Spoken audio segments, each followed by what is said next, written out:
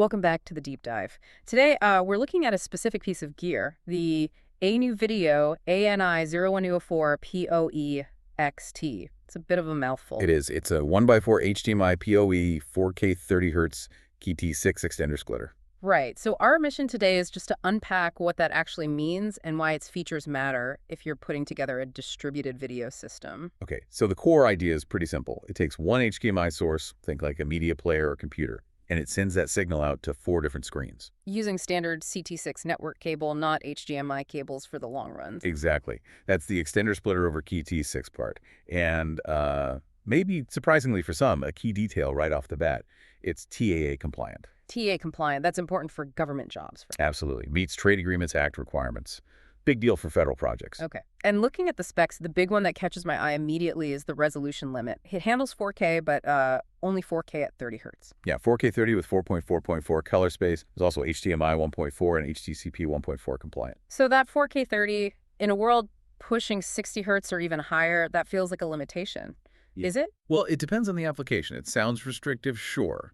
But that 4K 30 here is really a deliberate trade-off. It's about maintaining signal quality, especially that full 4.4.4 color over distance. It prioritizes color depth over, say, super smooth motion for gaming. Ah, okay. So it's built on older but proven standards, HDMI 1.4, HDCP 1.4. Exactly. Reliable tech. And that trade-off links directly to range, I assume. How far can you actually push these signals? It totally depends on the resolution you're sending. So at that higher quality 4K 30 Hz, you're looking at up to 131 feet. That's 40 meters. 40 meters, okay. But if you drop down to 1080p at 60 Hz, which is perfectly fine for a lot of digital signage or monitoring, then the distance nearly doubles. You can go up to 230 feet or 70 meters. Wow, 70 meters. That's quite a jump. It is. And it forces you to decide what's more important for the job. Maximum resolution or maximum distance. Right. And another big feature, thinking about the installation side, is efficiency. It uses power over cable. Yes, PPC. Yeah. Huge for installers. So what does that mean practically? Does it save time? Simplify things? Definitely both.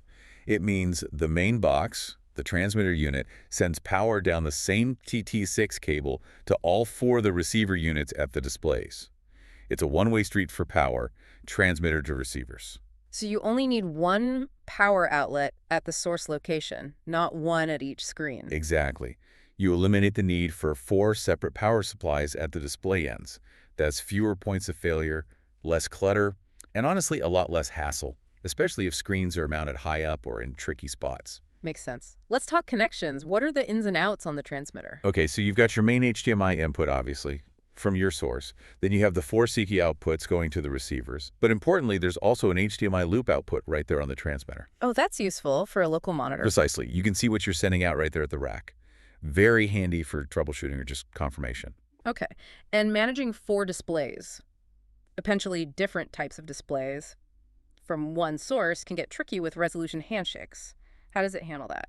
EDID. Yeah, it has advanced EDID management. And this isn't just basic plug-and-play negotiation. You can actually manage it. You can copy EDID in one display or force a specific resolution.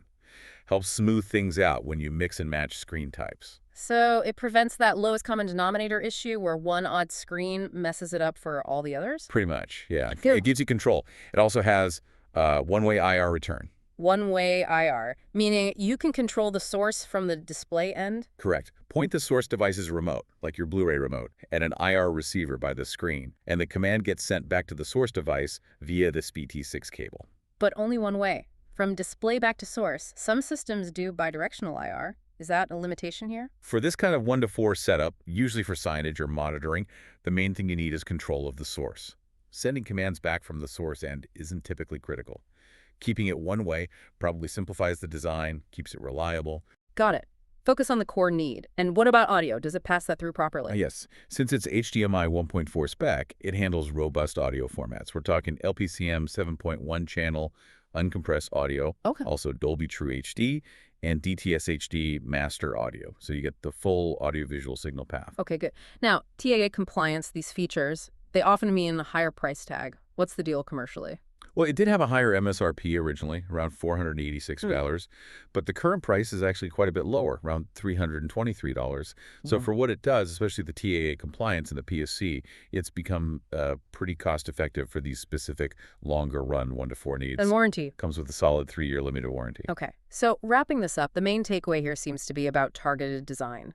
This ANI-0104POE-XT is really built for specific scenarios, right? Like compliant long-distance monitoring setups. Exactly, where things like efficient power with PC, reliable signal management with EI, and that decent color accuracy at 4K30, where those things are more important than hitting, say, 4K60 for fast-action video. It really teaches a lesson in specifying gear. Know your priorities.